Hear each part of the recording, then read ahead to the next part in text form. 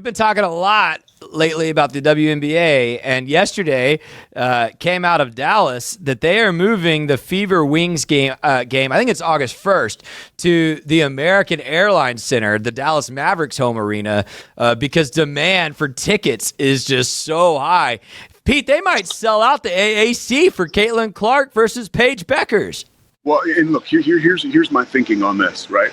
This is about to be, in my opinion, remember, they still do it now, but like when I was a kid growing up, my big example is Villanova. We played big games on campus and then huge games, right, at the Spectrum or at the Wells Fargo Center.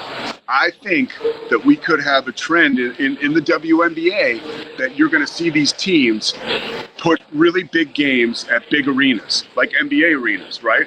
Whether it's a Caitlin Clark or whether it's the Las Vegas Aces, right?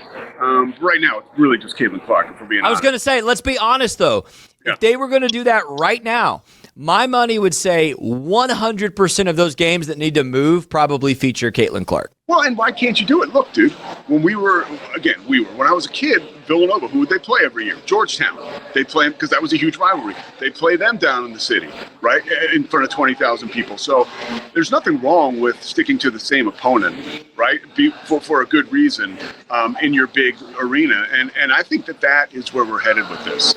I do. And I think that'll be more kind of confirmation as to what this young woman means to the league. Do you think that's only going to further entrench some of the weird, divisive, vitriol stuff? Or do you think maybe at some point is this going to be like, okay, what are we doing? Like, let's wrap our arms around this. I think time will heal everything. I think it's still super weird now, but I mean, she's 2 years into the league. 2 years from now, this will not be the same conversation. At that point in time, she'll be more tenured in the league. She'll honestly have more, this sounds weird, but she'll have more friends in the league, right? She'll have more relationships in the league. More people, I think, will be apt to publicly speak up for her. And then I think that will translate into the fan base of those other women. Sometimes the people who will maybe say that Caitlin Clark doesn't deserve all this.